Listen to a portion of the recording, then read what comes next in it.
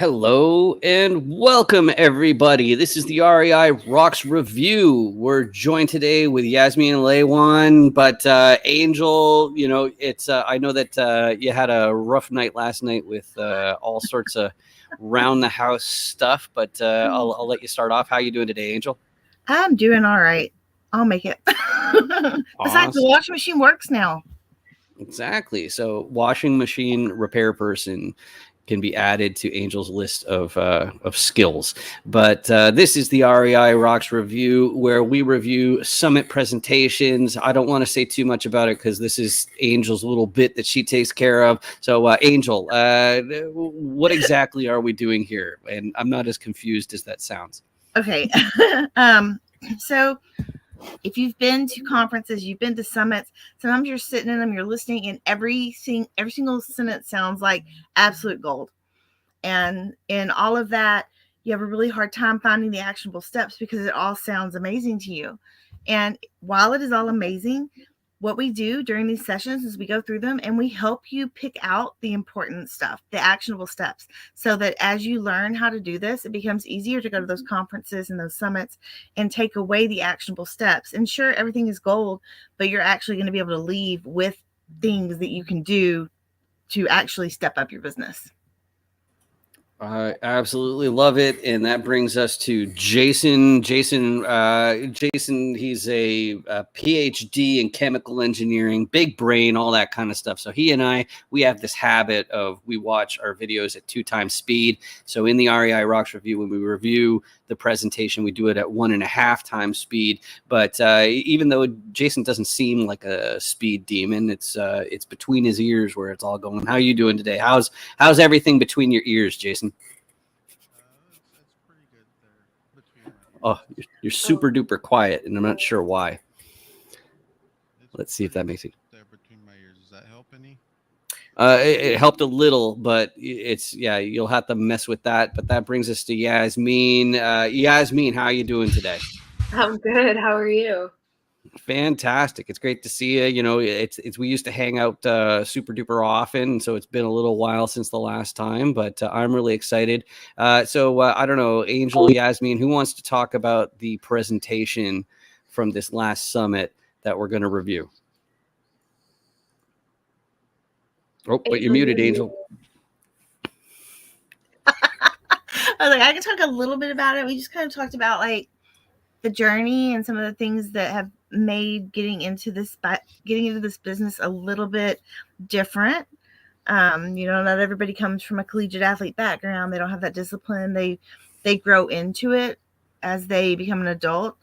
And I think it's just different when you're kind of that level of athlete or you're that level of intellectual or mathlete. Maybe you're one of those kids that graduates at like age 16. I think there's a different level of discipline with those kids too. And so I just think it's really neat to hear the story of people who have that kind of discipline from a very early age. And that's one of the things that we discussed. And we just eat that kind of stuff up because even as people, heaven forbid, in their early to mid 40s, like you can be a newbie in commercial real estate. It's people in their 50s are getting started, so it's all a different sort of deal there. Yasmeen, Angel mentioned the collegiate thing. I remember you do fencing, and wasn't there like what else is? Let's talk hobbies before we do our thing. We'll do our pleasantries. So you do fencing, and tell us what else there, or how's that work? Yeah, so in high school, I was the captain of 2 sports teams. So I was the captain of the swim team and the fencing team. When I was a child, I did gymnastics, and then, that gets your bones get less bendy with time. So I ended up taking up swim team in middle school, going into high school with it, picked up a second sport, which is fencing, and didn't have the time to swim professionally in college, but I stuck to some fencing because fencing you can do as an independent sport with competitions. And after college, I kept the fencing, I kept the swimming as usual. I still work out almost every day, but I started also taking up a lot more. Like, I was on a dance team in college. I started taking up more dance. So now I also do samba, which is very Brazilian of me. But staying active is the way that I've always stayed sane. So it's really interesting that Angel's like, that's such a discipline thing. But for me, it's like, it's kind of like a need. You know what I mean? It's not even, it doesn't feel like a chore. I'm not the same if I don't get in my physical activity every day. I love it. I love it. So, Jason, do you figure, have you got any improvement on the microphone scene there? Do you want to do a test? Can you hear me now? We got 6 thumbs up. So definitely. So I already heard you say how everything is between your ears, but I don't know if you had anything else to add as far as what's new and exciting before we get started. Nope. I say let's jump into it. Excellent, excellent. So I've got the VIP section of the Academy Presents. This is the subscription area right here. You can see all the different summits, and it's always being added to some more. Here's the presentation. Once again, we are going to be watching this at 1.5 times speed, so do not adjust your monitor, your television set. It's us, it's not you.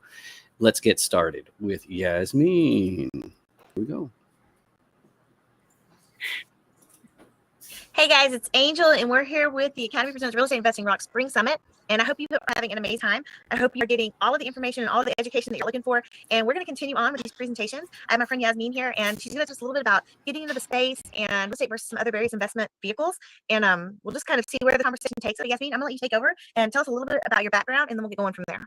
All right, cool. Hey, everybody. My name is Yasmeen, and I am in Boston. Right now, as we're recording, it is freezing. So I actually have been an entrepreneur for 2.5 years now. I'm a financial consultant, and I have my own business in doing that. So I don't work with one company. I have my own license. I have my own business platform, so on and so forth. And I actually ended up doing that first when I was working full-time at Big Pharma, because Boston is full of, hospitals and Big Pharma, and that's what we're famous for, that and education. And I used that as means to get out of my job. Once I got out of my job, my husband, who is a realtor, got both of us tickets. So I was plus one. He was like, hey, so you're going to come to this event with me, right? And I was like, I guess. And I had no idea what it was. So we own a house and we have tenants. And, I have the model sitting with my parents. Like when I was a child, my parents bought the house I was born in and the one across the street and then a third. And on the other 2 houses that we didn't live in, they had tenants. And so growing up, I grew up cleaning up after tenants when they had to move out of the apartments. And I grew up, because I'm a Spanish speaker, helping my parents communicate with the tenants as well. And so, house hacking and having, 4 to 5 tenants total was kind of normal to me. But the event was for a mentorship program. So it was for a multifamily mindset. And then they gave us these like really pretty big booklets, and it was about syndication and apartment buildings. And I was like, what? Because it was just taking everything to the next level. And I was like, you can do this. Because I always in my head kind of, even though it's Boston and there's buildings being constructed all around me, I always put this like line between me thinking I'm an ordinary person and then I thought that only the billionaires were doing the bigger stuff, right? And so we get in there and they start actually telling us like, what's a GP? What's an LP? How does this work? Like I had no idea what words, to use. I had no idea about the terminology. But a few days into the event, because it was 3 days long, so on the last day it started sinking in, and he looked at me and I looked at him, and we were deciding like, are we going to do this? And we took the leap. And we joined the mentorship program. So it gave us access to some of the education, to a mentor, a coach, and to the different calls, like the different coaching calls that they host, so on and so forth. And we started making headway. We started, going to different networking events for that. And it's just been one thing after another. And so actually that's how I met Angel, is through a networking event. And she had like, her head was in an astronaut's body. And I was like, this is amazing because, this is a space where there's so many successful people, but like, she still loves to laugh at life. And I like immediately didn't even know her name, but I was like, this is so refreshing. I need to know who she is. And like, little did I know, because I didn't know who she was. Little did I know that she's got it going on. She's got all these properties under her belt. She's made a name for herself, but it's so refreshing because she doesn't take herself too seriously. And and so now we're here. And that's like the short version. No, and that's awesome. No, so there's one meetup in Google Meets, and it's the only one that I get to put the astronaut suit on. So Zoom doesn't have an astronaut suit. I have a halo here, but I don't have an astronaut suit. So I need to find some kind of a overlay or something, maybe. I don't know. Or I just maintain some level of seriousness in a Zoom without my halo. So but you can't take things too seriously, because if you're always serious, you're gonna burn out. Yeah, it's so true. I mean, take it like, Boston, worked in Big Pharma, was going to go to medical school. I did biomedical engineering, was surrounded by PhDs and academics my whole life. It is too serious. So I'm grateful that it's a cool space, but I'm also grateful for the new space I'm in. You know what I mean? No, absolutely. So you decided that you were going to get into financial planning? Yeah. Yeah. How did that work out? Okay. So this is basically how it happened. I'll actually go to, was it junior? It was one of those last years of college. It was like either junior or senior. I think it was junior. And it's final season, spring semester. And I think I was taking organic chemistry. So I was faithfully crying myself to sleep every night, the life. And my current husband, my partner at the time, he had 2 jobs just to make ends meet. So he had a day job, and then for 4 out of the 7 nights of the week, he had an overnight shift at a different job. So I barely saw him. He'd come home from work at 6 a.m. I'd open the door for him, and we'd talk for an hour. And then at 7 a.m., I'd leave for class. So That was about the only time that I saw him for most of the days of the week. And that angered me because I was like, we're so young, but life is already so serious. And like, he's an immigrant and I don't come from money either. My parents are immigrants. And, you know, yes, we had properties, but between the cost of living in Boston and like all the money we had to send overseas, you know, immigrant narrative, you're supporting so many more people than your kids. It's not like we ever got to really experience that. I was a scholarship kid. And I just started asking like these bigger questions. And then one day my partner was like, hey, when you go to the library at your school, print this out for me. And it was like this electronic version of Rich Dad Poor Dad. So the first 4 chapters. And I didn't know, but I was like, okay, whatever. So I'm printing the thing. And then I come home to give it to him and he already left for work. And I felt like being nosy. So I was like, what's he reading? So I started reading Rich Dad Poor Dad. And I just thought the title was so weird. I was like, what is this? And I fell in love. Then I opened up the electronic version that he originally sent me that had more than the first 4 chapters. And I read the whole thing. And then I bought the physical book on Amazon Prime just to make sure it came quickly enough. And instead of studying for my finals, I was rereading this book because it was speaking to something in my soul. Because I think the idea of going to med school was being less and less romanticized in my mind when I started realizing the amount of debt I'd be in, the amount of time in my 20s I'd be studying instead of like traveling, which is the life that I really wanted. And I really always wanted to do philanthropy. But I figured, how am I going to afford to do philanthropy? Like if I'm always broke or paying off some kind of student loan, or like, you know, what a lot of people end up having to do is they go from med school to having kids. So it's just like, okay, you're not doing well now, and now you have kids, and by the time you break even, because doctors eventually break even, but you're like, what, 50? You're middle aged by then. And I'm not that patient. I'm patient, but I'm not that patient. So you know, that book just spoke to me. Fast forward and I graduate, and it's COVID, May of 2020, and I get a job because there's nothing else to do. And you know, because I've already been into Robert Kiyosaki for a while, I just look around and I'm like, okay, I don't want a 401k. And I'm being observant. And what I see is that there's several people in their 50s and 60s and some that are like 70 or in their 70s, and they're still working at that company. And they went to MIT and they went to Harvard. They went to these, you know, these universities that growing up in Boston, people pitch it to you. If you go here, you're set for life. And they weren't retired. And they, you know, they were like, oh, it's Monday. And I'm like, well, if you're not happy, why are you here? I hate to ask the uncomfortable question, but like you ask a 20-year-old why you're here, it makes sense. We're in our 20s, like whatever. 60, you have the choice. No. Well, oh, you know, if I stop working, there's not enough in my 401k yet to pay off the house and the car and the this and that. Swear. And these people went to the top universities. And I'm like, you're all PhDs, you're all smart. So where's the disconnect? And I just said 1 + 1 = 2. If I get a job in a 401k, I'll never retire, even if I went to the best university. So my company was like, do you want a 401k? I was like, nah. But I actually had no backup plan. So I had to start looking for something else for retirement because I'm fresh out of school. It's not like I have, you know, the down payment money for a house just yet. And I'm like, but I want to start investing because time is on my side, right? So I started learning about money because ironically, you know, I'm mixed race. My mom's Brazilian, my father's Arab. And in the Middle East, it's not always normalized for women to have financial education. So growing up, I was never taught how to do my taxes. I was never taught about money. Ever. It was never a conversation. I think I tried having the conversation a couple times and it was just shut down. I won't say that everywhere in the Middle East is like that now, but my father is more traditional. So that was the case for me. And so I got all these books and I hid them because I think one time he found them and he's like, why are you reading these? Yeah, no, I swear. And I fell in love with a subject I was always in the dark about. So when I fell in love with it, you know, it led to, I think you always attract what you're looking for. Randomly one day, this woman compliments my cat. She's like, you got such a cute cat. And I'm like, isn't she the cutest? We start talking and she's an entrepreneur. And I was like, wait, what's that like? Like, you're a woman. What is it like to be an entrepreneur and a woman? Because I've never, you know, I don't know. And I think about it all the time. And then turns out she's a financial consultant. And she and her husband helped set me up with different investments that I had no idea I had access to. And it was amazing. And they went through it over and over and over again until it made sense to me. It was funny because it was actually stuff that I was reading about in books that I thought in the back of my head, I want that, you know? Yeah. And eventually I was like, hey, you know, they chose to mentor me and I decided to start a business doing the same. And so I started teaching people about money. I love having uncomfortable conversations, and I don't think money should be an uncomfortable conversation because we use it every day. That's like, oh, you know.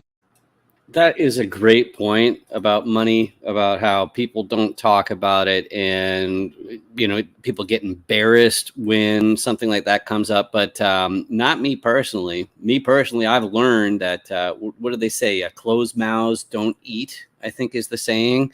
And so that makes me want to open my mouth to say this space could be yours, and thank our gold sponsor who keeps our lights on. And you know, to what Yasmeen's point, even if you're a commercial real estate syndicator owning all these apartment buildings, you still need some help. So let's take 1 minute and let Angel talk about Sponsor Cloud. Here we go. Hey guys, it's Angel, and we are super excited to announce our newest gold sponsors, Sponsor Cloud.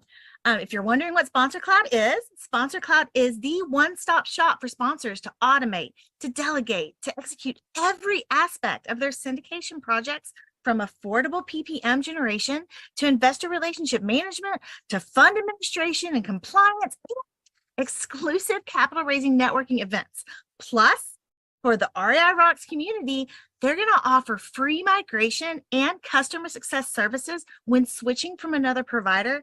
That's like a $2,000 value. So contact Sponsor Cloud, contact them today and see how much time and money you can save. You can visit them at sponsorcloud.io/contact and make sure you let them know that you're part of the REI Rocks community, because these sponsors are the reason why we are able to continue offering affordable and low cost, no cost education, summits, information, knowledge, experiences, all of the things that we're able to find and bring to y'all. It happens because we have sponsors like Sponsor Cloud. So check them out, see how they can help you out. And Sponsor Cloud, thank you. Isn't being able to pay your bills wonderful? And another thing that's wonderful too is meeting other syndicators, all that kind of stuff. Yasmeen, you mentioned the Marvelous Mondays meetup, which is where you ended up catching us fairly frequently. Angel, do you want to say a thing or two about Marvelous Mondays? Got to unmute first. I can. So we meet every Monday at noon Eastern. We meet whether it's a holiday, birthday, we're on the road, we're traveling, doesn't really matter. We meet every Monday. And it's super laid back. There's, 25 to 40 other real estate investors, and we're there to just talk real estate. We will answer questions if we have people have questions. We'll share experiences. We have breakout rooms.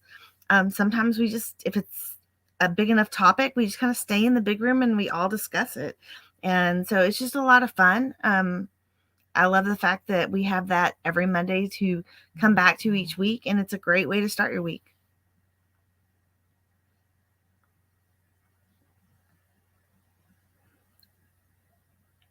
Oh, I think you're muted. I guess it's better when I'm not muted. Yeah, I was just saying that if you didn't have a chance to scan that code, if you're watching a replay, you can just rewind it and pause it, but scan it with your code. But that's the skinny. So before we continue, did anybody have anything to add about what we've seen so far? I love the fact that, like Yasmeen and I, we talked a bunch of times. We were putting some content together, and I think that you really strung your history together very clearly. In this presentation, you got a lot of those key points out there, which is tough because you got a lot going on there, Yasmeen. But did anybody have anything else to say before we continue? I think so far so good. Good stuff. All right, let's continue. No, you're not supposed to talk about breathing, even though you breathe every day. That doesn't make sense to me. And I know that a lot of women will feel kind of scared or intimidated to talk about money, because sometimes if they're talking about money, like I've heard this in a room full of men who already know a lot about money, they're just like, well, I don't really know, I don't want to sound dumb. So I've learned to provide a space, like a really safe space for different minorities and for women as a whole. Also women from cultures that, it's the same as my cultures. You're not supposed to know about money, right? And just creating that environment where like we can really have this conversation. Like I've taught people who are like full-fledged adults and went to university, and they're like, so I don't know what a stock is. Can you explain it to me? I'm like, yeah, of course. And you're not, the job is that you're not supposed to make people feel stupid. And I just love it. I love when I see that light bulb go off for people, and I love empowering them, because we don't learn this in school, but it's the one thing we need to be learning. Because you go to school to learn how to make money, but then you don't know how money works. So I got into that, and that's how I developed an entrepreneur mindset. That's how I started watching these famous entrepreneurs, not just Robert Kiyosaki and Tony Robbins, but others as well. And yeah, just the world of money. No, that's awesome. And I think you touched on something really important too, and that's that mindset shift. Yeah. Because so I was having a conversation just the other day with another friend, and we were talking about how I'm really upset that I can't get a hold of my TRS money, which that's my retirement money from being a teacher. And it's not that much. It's like, I think it's up to $23,000 now, because it made $500 last year. And I was telling my friend, I'm like, it really makes me angry that I can't get that money, because I tell you, I can earn a whole lot more than $500 in a year. And I think about all the other people in the state of Texas, and even people that have taught in Texas, that have these Texas teacher retirement system plans. Mm-hmm. And maybe they can get their hands on it, maybe they can't, but they're okay with how little it's earning, because they know that once they retire, which is your age plus like 55 has to equal 85 before you can actually retire or collect anything from it. Yeah. It's some crazy formula. But once you become retirement eligible, then you get your top 5 years of pay. And I sat there and I thought about it. I was like, if I could just gain access to that, I can turn that 23 into 46 in 5 to 7 years. Yeah. But 10 years ago, would I have thought that was risky? Absolutely. Even today, do I think it's a little risky? It could be.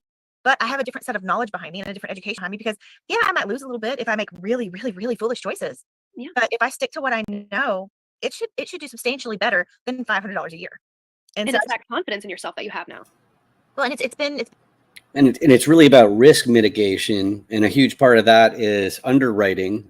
Jason, you're an underwriting coach. I got some triangles I'll throw on here for a second, but I think it's a good time for you to say a thing or two about what exactly is underwriting. How is it that you can look at an investment that where you do like a full 180, before you're like, oh, well, it's risky to be trying to do something and double your money in 5 to 7 years.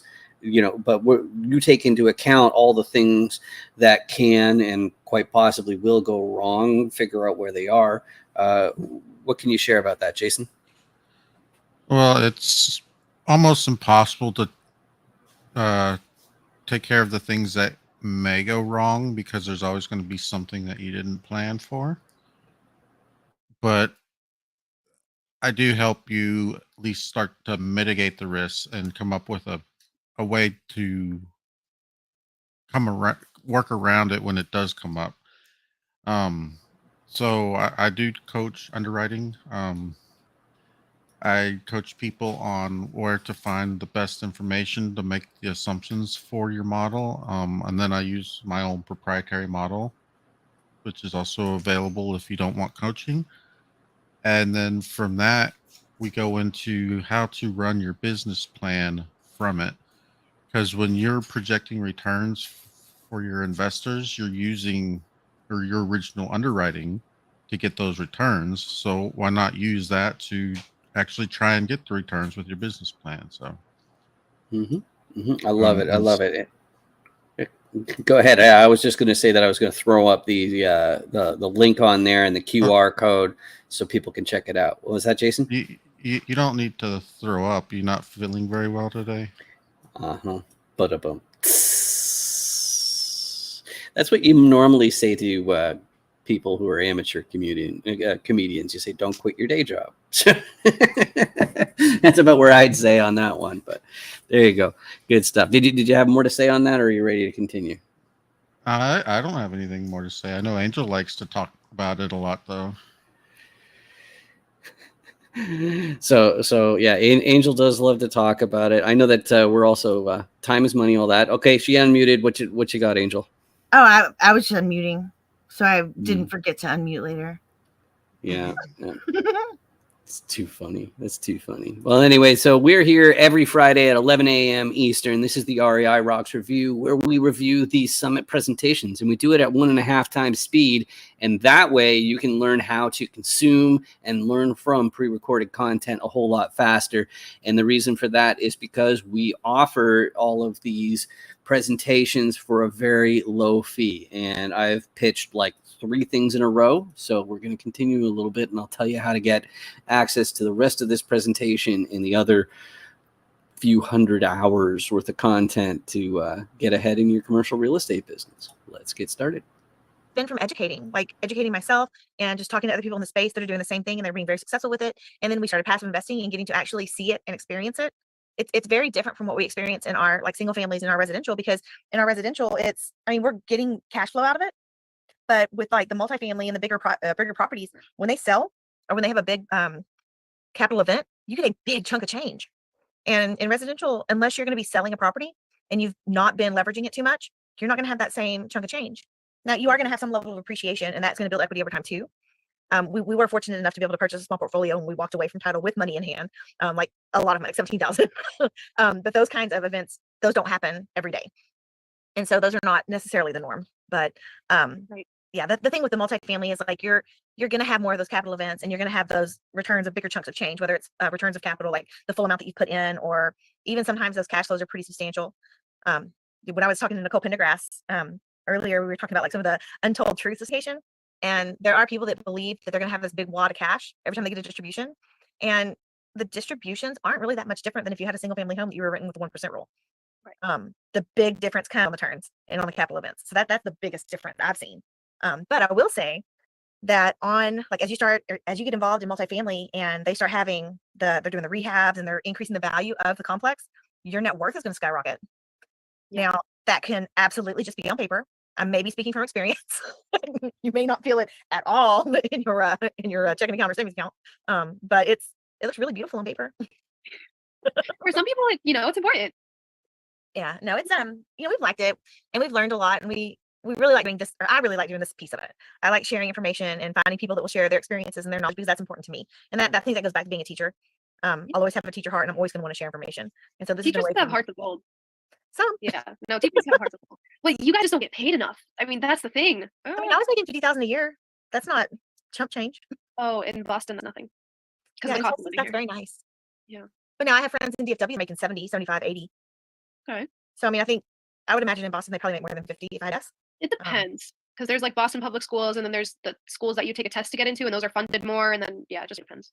Oh wow, yeah, we just have public schools here, or we have magnet schools or private schools. Oh, and charter schools. That's a charter schools. Yeah, we have charter schools. Yeah. Okay. Yeah, no, I just kind of assumed everybody had the same kinds of schools, but I guess they don't.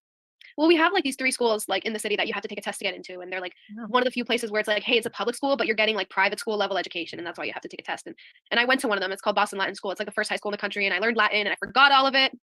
Don't remember anything. But Yeah. you speak Spanish, and Spanish is Latin based. Yeah, but like Spanish is not a dead language, so it's useful. So We love Latin around here. That's actually why we use Latin for our mastermind. Isn't that right, Jason? Jason is really eager to say more stuff about that, I'm sure. So, Jason, you want to unmute? Yeah, we do use Latin in our mastermind. The title is Latin. Right. And what we have is it's a peer-based mastermind where we're a close-knit, intimate group of entrepreneurs, about 8 to 12 people tops, no more than that. And what we do is we help each other level up our own businesses, and we are taking enrollment right now. We're starting a new one in June for the second half of this year. So if you're interested, you can sign up with us if you want to level up your businesses. Anything else? I think that's good. Yeah, I think that's pretty good. You know, the main thing is for me, as it comes to the mastermind, is like if you are an entrepreneur, there are always things that you don't really understand going on in your business. There are things that could be improved, things that, you know, they take up a ton of your time. They don't tend to ROI. And the most important thing for me is having some people where you're not just running off of your own opinion. You're not, you know, deluding yourself into thinking that, you know, everything's all fine when it's not. And so that's a really great way to make sure that you progress in your business. So that make sure you rewind that. And this is the REI Rocks Review. We start at 11 a.m. Eastern every Friday. We are reviewing Yasmeen Elaywan's presentation on just getting into real estate as a 20-something. It's really something, you know, going into these big apartment buildings at that age. And once you understand what actually needs to be done, I don't think that there's too much that's stopping you. You just have to rely on a good enough team. So let's continue. I don't remember Latin. They were like, this is going to help you, you know, if you do engineering or medicine. And then I did biomedical engineering, and like everything was Greek. And I was like, joke's on me. What? So, yeah. That's funny because, you know, it's Greek to me, but it was actually in Greek. Really? Okay, you know, okay, I'm making jokes that aren't actually funny. It's okay. So when you were talking to people and you were helping educate them on financial vehicles, I know like when you probably first got started, it was in the programs that you were in, it was probably let's push people to stocks, mutual funds. Let's talk about these things first. How did you embrace the fact that real estate is generally more stable and has a nice upward growth over time? So I will say that I don't recommend real estate to all my clients because not all of my clients are ready. You know, I'm not a financial advisor that limits my or a financial, you know, whatever you would say, consultant. We have those money conversations, but I don't limit it to accredited investors. I talk to normal people because my goal is to just educate, right? Same thing. I like the teaching aspect of it, but I don't always recommend real estate. So on the first client calls, I say real estate is great, but we don't get into the details. Reason being that there are other investments, and I'm not here to advertise, so like I actually legally cannot specify, but there are other things that people need, whether it's to insure their money or there are investments with floors that I give people. So they're very recession proof. You know what I mean? So even if the market crashes, they still hold value. And I like to put a lot of people's retirement money into those because a lot of people just can't afford to lose their money. So I have like a structure of these are like the safety baseline investments and they aren't in real estate. But then right above that is when you can get and have like that play money and you get to choose, you know, and then there's a lot of choice in it, right? So when you have the play money, there are different levels of risk, but it's really up to the client and what they can stomach. So that's what I do is like I personalize it for them. Now, if they like real estate and their goal are things like, you know, generational wealth or rental income, I always say, hey, that's great. My principles about real estate is this, and investing in general. What are you investing in? Are you investing in a necessity or a fashion trend? Like, let me know. You know what I mean? So what I mean by that is like, what I notice is with real estate, when you own land, people are always going to need a place to live. Always. So real estate's never going to be one of those hype investments that go up and then die. Over time, real estate always goes up because people always need a place to live. And the population of the earth increases, but the land isn't really increasing. It's not really going anywhere. Nothing's happening to it. So the value of land is always going to increase. Always. So real estate, just by that logic, always makes sense. But, you know, then some people want to buy stocks for some new pharma company. And because I worked in pharma, they're like, what do you think about it? It's genetic engineering. And I'm like, you know, in 50 years, the cannabis industry might be the thing instead of pharma. Like, you don't know, you know? So it's like, yeah, medicine is important, but at the same time, pharma, like this new company that does this prosthetic thing, so many of those companies be eaten by bigger companies or just go under. And that to me is not a necessity. That's just something that people are hyping into. This company, it turns people into robots. Like, what should I know? What do you want to do? You want to invest in it? Like, have fun. You want to, you know, have that gamble, go ahead. But when it comes to like, you know, companies that are like tried and proven, that they give great dividends, they've just been around, or, you know, when you diversify into an ETF, like the famous S&P 500, could you really go wrong there? Not really, right? So it really just depends. You have to think about, what are you really investing in? Get out of the name, get out of the hype. And what are you really investing in? The S&P 500 is always going to be the top 500 companies. That has the utility. But, you know, real estate does have the utility too. It just depends, because some people don't educate themselves and they'll buy a single family and then they won't rent anything and they'll live in it. And they'll be like, well, now I'm stressed because I have this crazy mortgage payment. And I'm like, yeah, because you're paying it with your job money. You didn't do this right, you know? So it's not right for everyone, but it is right for most people. And the good news is, like, if you educate yourself, it is right for you. But if you don't educate yourself, don't throw yourself into that fire, because it's, you know, this is the adult world. People aren't going to warn you about every tiny little thing that you should be looking out for. So. No, absolutely. And I've told the story before, I've told it a few times, but I had a friend that when they PCS'd, so they permanent change of station, they left Wichita Falls and they rented their house out. And when they got back, their renters had trashed their house. Ugh. So they moved back into their house. So instead of getting a new place to live, they moved back into their old house and fixed it back up. Well, I told her, I was like, why don't y'all buy a house that fits y'all? Because it's a large family, you know, we're Catholic. And so I want to say she has 5 kids, maybe 6, 5 for sure. And they're in a pretty small house. And I was like, why don't y'all buy another house and then rent this one out? She's like, no, we're never going to rent again. We're never going to rent our homes again. And I was just like, oh, but I think part of it too was there wasn't a solid educational piece in there. It was just, well, all of our friends, when they PCS, they rent their homes. And so it was more of, let's follow the crowd, as opposed to let's figure out why we should follow the crowd.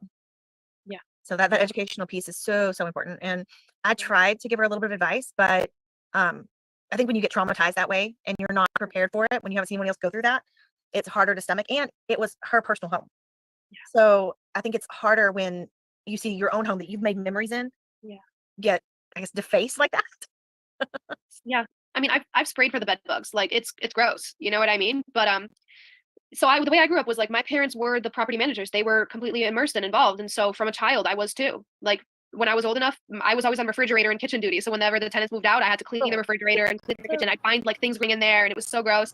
And I guess that's a good place to return back to risk mitigation. You know, we're in multifamily, and the whole idea is that if you have one house with one family that you're renting it to, then when they leave, if it takes an entire month to find a new resident, then, you know, that's a month worth of expenses you have to keep on paying.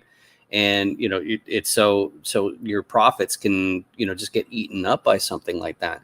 Whereas if you have a 100 unit apartment complex and one person moves out, then it's a completely different deal. You haven't taken that big of a hit on your bottom line. And also, when you're in these apartment complexes, then insurance is something that it's just a no-brainer. Like, you know that you have to insure in case somebody decides to go medieval on the apartment complex. Is that more or less where you were going there, Yasmeen? Did you have some thoughts as far as what else brought you to be so convinced in this sector? Yeah, definitely. So we, like, my husband and I have a few tenants, right? But you will feel it if a tenant, you know, is gonna like just leave the next month, and then you got to fill a space in. And we've even underwritten deals for smaller local buildings that are as little as like 8 or 10 units. And when you play with the numbers, that one vacancy will make such a big difference. And so it does go with, like, at the individual level, if you only have one stream of income, which is your job, then one layoff or one accident where you can't work, one instance where you would get fired, and you have no income. So you're very risk prone. And then if on top of only having one stream of income, which is just that job, you decide to invest in a home that has 0 tenants, nothing helping you, you're the only one paying your mortgage, you're just going to be burying yourself some more. So whether it's from that individual perspective, you should have multiple streams of income before you even try and invest in real estate, in my honest opinion, especially if you don't have the stomach for emergencies and risks, because they do happen and they hit you out of nowhere. That's one part of it. The other part of it is from that multifamily investing perspective, more units means less risk. So, yeah. Mm-hmm, mm-hmm. So I guess the next part then, and maybe Jason can chime in on this. It's price per door is part of the consideration that's going on here. I talk to investors all over the country, and all sorts of people are saying Texas, Texas, Texas, Texas, and people from Massachusetts might be saying Massachusetts, Massachusetts, but most of the people in Massachusetts are still saying not Massachusetts. No. They're investing outside of the state just because, cost per door. Now, here at Lauren Capital, where, it's the, what do you want to call it? The umbrella company above REI Rocks, the Academy presents. We're centered in Wichita Falls, Texas, which is about an hour and a half out of DFW. DFW, I hear sometimes people are saying, oh, it's only 105 a door, or 110 a door, 120 a door. And Wichita Falls, you can limit your exposure a whole lot better than that. Jason, I don't know how much to say and how much not to say, which is why I want to say that. But, you're not talking 6 figures a door, at least last year anyway. So honestly, the number per door doesn't really faze me, because in the DFW areas and the other places where you have like 6 figures per door on the low end, they're making the rents that can accommodate them. In Wichita Falls, we don't have those high rents, and so we can't afford to pay that high per door. But the deals we do buy, which may be like 50 to 70 per door, the rents accommodate it, and so I mean it still works out. If I was buying a property here in town and it was 225 a door, but I knew that the rents would be able to work out, I wouldn't hesitate to get it. So there you go. Hashtag math. So there. Good stuff. So we are watching Yasmeen's presentation. We don't have much time left. We're going to get our takeaways, our doggy bag in a moment, but go ahead and check out some more. Here we go. My dad would do all the construction repairs and my mom would clean up like the bathroom. It was a whole thing. So I think that's why I like multifamily, is like, I don't have to do that. Right. Because, but if you're going to go into the whole single family space and you can't stomach people, then you should get a property manager or go into the larger deals that have property managers. Pay people to do it, because you don't get paid to clean up after tenants. You don't. I mean, now that we constructed an Airbnb, like we do, technically there's a cleaning fee, you know what I mean? But also with an Airbnb, people can't do as much damage in like a 3-day stay as a tenant could do in a 10-year stay, so it's just different. And then, Airbnb just everything depends on where you live in the country. Know your own backyard, know the laws, know the nature of it all, right? So Airbnb in Boston is so different than Airbnb in Texas.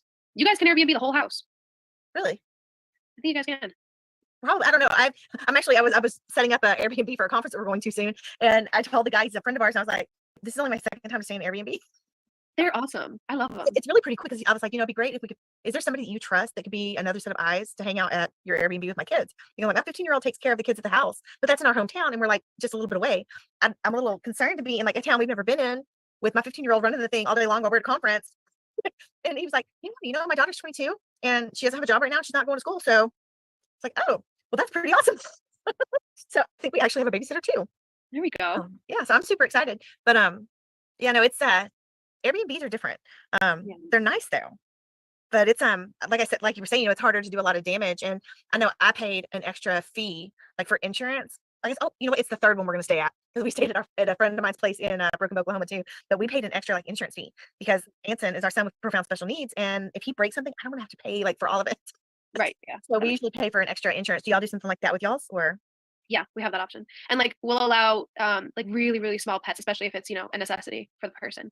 we're just scared of, big, and I have a big dog, so I get it. Big dogs chew on everything. My baby Blue chews on everything, but she's my baby, so it's okay. Yeah, Ophelia doesn't chew on everything anymore, I don't think, but she's gonna be in her crate. But she was supposed to be a little dog, like 10 to 15 pounds. Now she was, the people that gave her to us believe that she was thrown out of a vehicle in the country.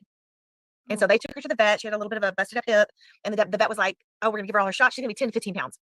So they put it on Facebook, and it was our friends. And I texted Jason, like, "Are we gonna get a new dog?" He was like, "I don't know, are we?" I'm like, "I guess so." And so we went and picked up the dog, and Roger's like, "Oh yeah, 10, 15 pounds." She is probably 60 pounds. She is so big. So my friend, I'm like, so it's our family of 6 plus our dog. And I looked through the whole Airbnb. I did not see a weight limit, so I'm like, yes. That's awesome. Here, you don't always find Airbnbs that will like allow bigger pets. So it just, and mine's is like half husky. So yeah, no, to have to put her in a kennel would increase the cost of our trip by probably $300. Yeah, because we're gonna pull the kids a week early, and then we're gonna stay a week after because it'll be their spring break. Yeah. And so the fact that we could potentially have an extra set of hands and an extra set of eyes, and then potentially we'll be able to just like take her with us the following week to like help us control kids and like show us around maybe a little bit. I'm excited. That's awesome. I'm excited for you. Yeah, it's gonna be fun. I'm really, really excited and happy. And I didn't think we were gonna be able to pull it all together, but of course, Anson's gonna be counted truant for 2 days because you only get 3 days in a row in Texas, and then if you come back after 3 days, you have to have a doctor's note, and they don't count Jason as a doctor, even though he's Dr. Jason Williams, because it's not Really? MD. He's not MD. Wait, what is he? Chemical engineer. Oh, okay. So, but he has a PhD, so technically he's a doctor. We've tried to pass Oh my it off God.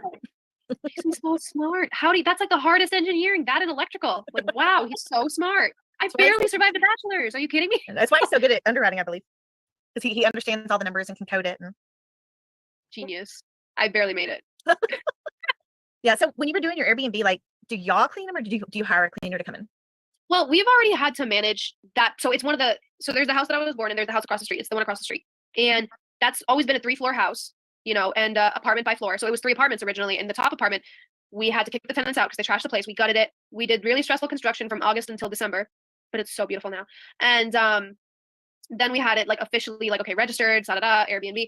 And since we're always involved with those tenants anyways, and I, grew up to help my parents manage it, we just figured, why not clean it? Because the cleaning is the simplest. You just take the bed sheets and the towels and you just wash them, and you do a very, very nice surface level cleaning. Like, you just scrub the floors a little bit, clean the kid. That's it. You wipe the surfaces.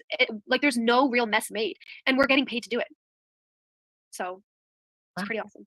No, that's really great. Because the things that I've always heard is that having a good solid cleaner is like the most important part of having your Airbnb. Yeah. Well, lately we've been the cleaners because my parents are very involved, and my dad's the guy who built the houses. Like, they were technically they're Victorian, they're old, but like he rebuilt so I'm trying to convince them to put their feet up and hire a cleaner. But until then, this is They can hire you. Yeah. Well, I don't get, well, I kind of get paid. They get paid more. I don't know. I'm not going to try and expose them. They're my parents. But there's no child labor here, I swear. We won't even go there with what I grew up with, but right, exactly. I mean, that's since what, part of it. 10, I would just go and scrub fridges. Like, you don't ask questions. Your parents are like, hey, come on. Yeah. We're gonna have a fun day of cleaning today. It was like Saturday. We wanted to watch cartoons, Yeah. No, it was watching my grandparents self-manage was like my sign. I was like, I am never going to self-manage. Because like I remember being very young. I was maybe 4 because I don't think I was in school yet. And my grandma put those little pigtails on me, and then she put her own little pigtails in. And we got in a little blue truck and drove to where Grandpa was, because Grandpa was at the Quadplex Apartments working on the walls because he did drywall. And so he was fixing up an apartment because somebody just moved out and they were painting it and getting it ready for the next person. But it wasn't just that one. Like, that's my most vivid memory of it. But driving to get appliances repaired and calling the plumber to have the plumbing repaired, and just all of the things that they had to do. And as they got older, that's when it gets harder. And they were still going every month at the beginning of the month. They were still going and collecting rents, or they'd have them put them in the mailbox.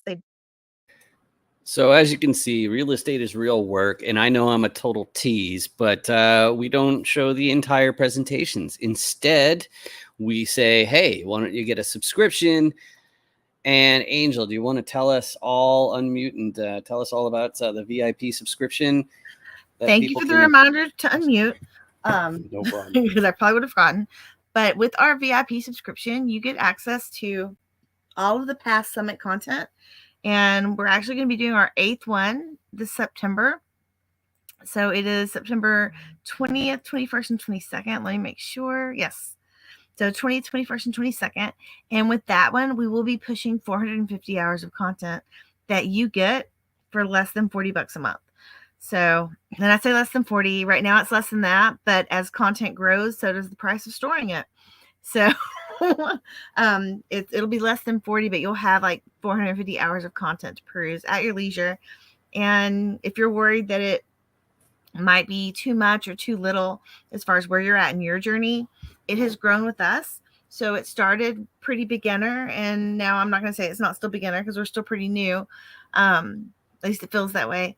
But it's grown a lot in complexity and in topics. So I love it. I love it. So I'll kick things off with the doggy bag. The doggy bag, those are the takeaways. You know, what exactly came out of this? The biggest thing for me is I want to review this review with my kids, especially to get them to say, it's like, hey, you know, like I guarantee you, like as a late teenager, you know, early 20s, every single teacher that you talk to about going all in on real estate, they'll be like, what are you talking about? You know, and it's like, no, don't listen to that teacher. Listen to the person who's actually doing it. That's what I'm getting out of this. That's the main takeaway that I have.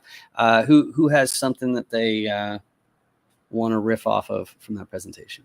Go for it, Yasmeen. Yeah. To actually just add to what you said, Angel was a teacher.